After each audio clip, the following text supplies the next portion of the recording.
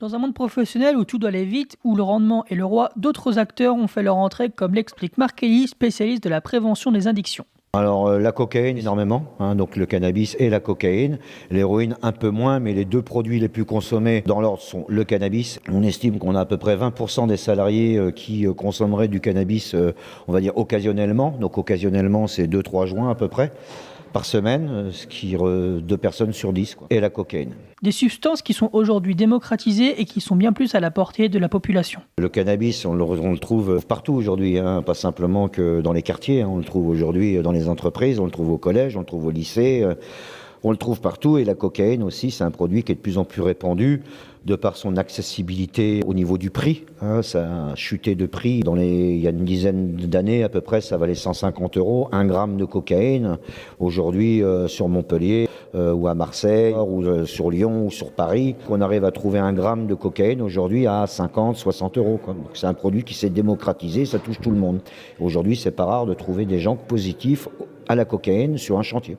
Un problème d'usage de psychotropes qui grandit dans le monde professionnel et dont les chefs d'entreprise doivent s'inquiéter. L'usage de produits psychotropes, oui, c'est un problème aujourd'hui dans les entreprises que tous les chefs d'entreprise doivent s'en préoccuper. Il est important aujourd'hui pour un chef d'entreprise d'identifier le risque psychotrope dans son document unique et de prendre les mesures nécessaires pour pouvoir mettre en place un plan de prévention, un plan de formation. C'est une obligation qui lui est faite. En cas d'accident, s'il y a un salarié qui provoque un accident dans l'entreprise, un accident mortel, grave, il va y avoir une enquête.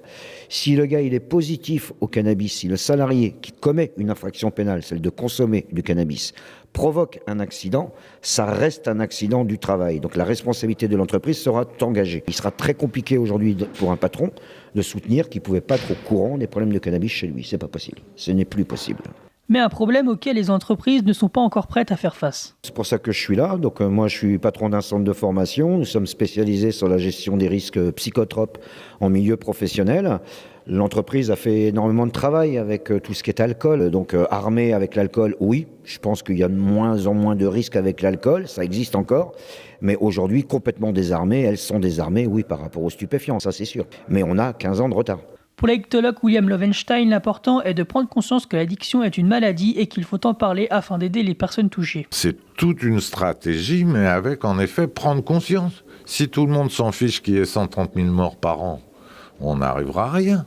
Il n'est pas question d'interdire, il est question de réduire les risques et que les personnes puissent être aidées quand elles ont du mal aussi à le faire d'elles-mêmes.